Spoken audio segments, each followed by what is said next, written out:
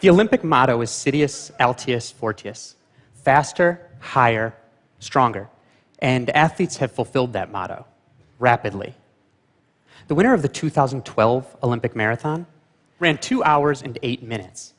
Had he been racing against the winner of the 1904 Olympic marathon, he would have won by nearly an hour and a half. Now, we all have this feeling that we're somehow just getting better as a human race, inexorably progressing. But it's not like we've evolved into a new species in a century. So, what's going on here? I want to take a look at what's really behind this march of athletic progress. In 1936, Jesse Owens held the world record in the 100 meters. Had Jesse Owens been racing last year in the World Championships of the 100 meters, when Jamaican sprinter Usain Bolt finished, Owens would have still had 14 feet to go. That's a lot in sprinterland. To give you a sense of how much it is, I want to share with you a demonstration conceived by sports scientist Ross Tucker. Now, picture the stadium last year at the World Championships of the 100 meters. Thousands of fans waiting with bated breath to see Usain Bolt, the fastest man in history. Flashbulbs popping as the 9 fastest men in the world coil themselves into their blocks. And I want you to pretend that Jesse Owens is in that race. Now close your eyes for a second and picture the race. Bang! The gun goes off. An American sprinter jumps out to the front. Usain Bolt starts to catch him. Usain Bolt passes him, and as the runners come to the finish, you'll hear a beep as each man crosses the line. That's the entire finish of the race. You can open your eyes now. That first beep was Usain Bolt. That last beep was Jesse Owens. Listen to it again. When you think of it like that, it's not that big a difference, is it? And then consider that Usain Bolt started by propelling himself out of blocks, down a specially fabricated carpet, designed to allow him to travel as fast as humanly possible. Jesse Owens, on the other hand, ran on cinders, the ash from burnt wood, and that soft surface stole far more energy from his legs as he ran. Rather than blocks, Jesse Owens had a gardening trowel that he had to use to dig holes in the cinders to start from. Biomechanical analysis of the speed of Owens' joints shows that had he been running on the same surface as Bolt, he wouldn't have been 14 feet behind. He would have been within 1 stride. Rather than the last beep, Owens would have been the second beep. Listen to it again. That's the difference track surface technology has made, and it's done it throughout the running world. Consider a longer event. In 1954, Sir Roger Bannister became the first man to run under 4 minutes in the mile. Nowadays, college kids do that every year. On rare occasions, a high school kid does it. As of the end of last year, 1,314 men had run under 4 minutes in the mile. But like Jesse Owens, Sir Roger Bannister ran on soft cinders that stole far more energy from his legs than the synthetic tracks of today. So I consulted biomechanics experts to find out how much slower it is to run on cinders than synthetic tracks. And their consensus was that it's 1.5% slower. So if you apply a 1.5% slowdown conversion to every man who ran his sub-4 mile on a synthetic track, this is what happens. Only 530 are left. If you look at it from that perspective, fewer than 10 new men per decade have joined the sub-4 mile club since Sir Roger Bannister. Now, 530 is a lot more than 1, right? And that's partly because there are many more people training today and they're training more intelligently.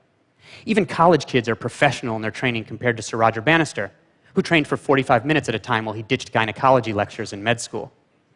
And that guy who won the 1904 Olympic marathon in 3.5 hours, that guy was drinking rat poison and brandy while he ran along the course. That was his idea of a performance-enhancing drug.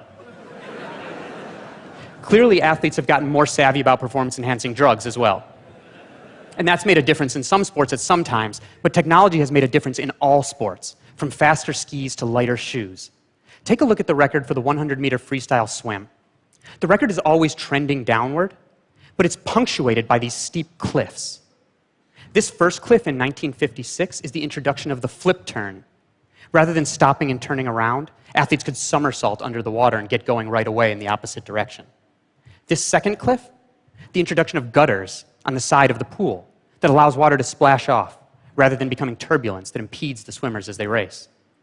This final cliff, the introduction of full body and low friction swimsuits. Throughout sports, technology has changed the face of performance. In 1972, Eddie Merckx set the record for the longest distance cycled in 1 hour at 30 miles, 3,774 feet.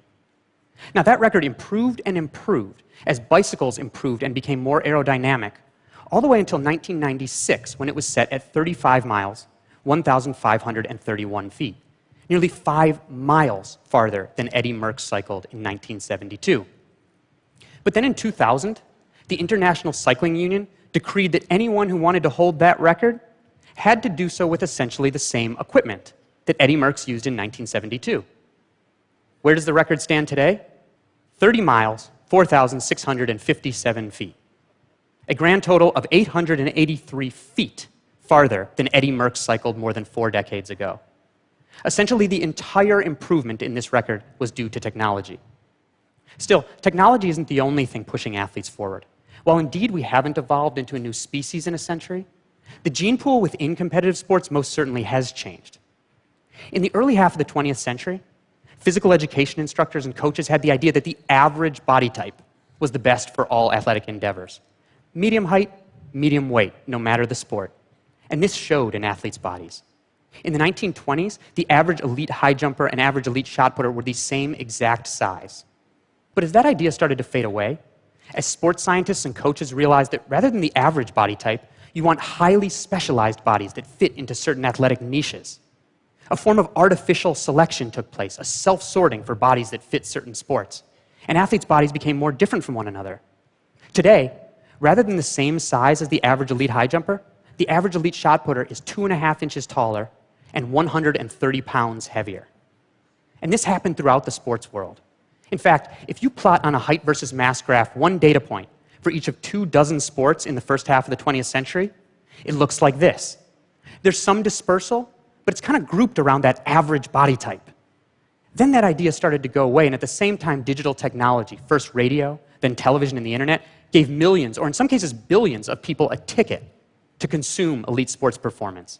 The financial incentives and fame and glory afforded elite athletes skyrocketed, and it tipped toward the tiny upper echelon of performance. It accelerated the artificial selection for specialized bodies. And if you plot a data point for these same 24 sports today, it looks like this. The athletes' bodies have gotten much more different from one another. And because this chart looks like the charts that show the expanding universe, with the galaxies flying away from one another, the scientists who discovered it call it the Big Bang of body types. In sports where height is prized, like basketball, the tall athletes got taller. In 1983, the National Basketball Association signed a groundbreaking agreement, making players partners in the league, entitled to shares of ticket revenues and television contracts. Suddenly, anybody who could be an NBA player wanted to be, and teams started scouring the globe for the bodies that could help them win championships. Almost overnight, the proportion of men in the NBA who are at least 7 feet tall doubled to 10%. Today, 1 in 10 men in the NBA are at least 7 feet tall. But a 7-foot-tall man is incredibly rare in the general population. So rare that if you know an American man between the ages of 20 and 40 who's at least 7 feet tall, there's a 17% chance he's in the NBA right now. That is, find 6 honest 7-footers, 1 is in the NBA right now. And that's not the only way that NBA players' bodies are unique. This is Leonardo da Vinci's Vitruvian Man, the ideal proportions, with arm span equal to height. My arm span is exactly equal to my height. Yours is probably very nearly so, but not the average NBA player. The average NBA player is a shade under 6'7", with arms that are 7 feet long. Not only are NBA players ridiculously tall, they are ludicrously long. Had Leonardo wanted to draw the Vitruvian NBA player, he would have needed a rectangle and an ellipse, not a circle and a square. So in sports where large size is prized, the large athletes have gotten larger. Conversely, in sports where diminutive stature is an advantage, the small athletes got smaller. The average elite female gymnast shrunk from 5'3" to 4'9" on average over the last 30 years. All the better for their power to weight ratio and for spinning in the air. And while the large got larger and the small got smaller, the weird got weirder. The average length of the forearm of a water polo player in relation to their total arm got longer. All the better for a forceful throwing whip. As the large got larger, small got smaller, and the weird weirder. In swimming, the ideal body type is a long torso and short legs, It's like the long hull of a canoe for speed over the water. And the opposite is advantageous in running. You want long legs and a short torso. And this shows in athletes' bodies today.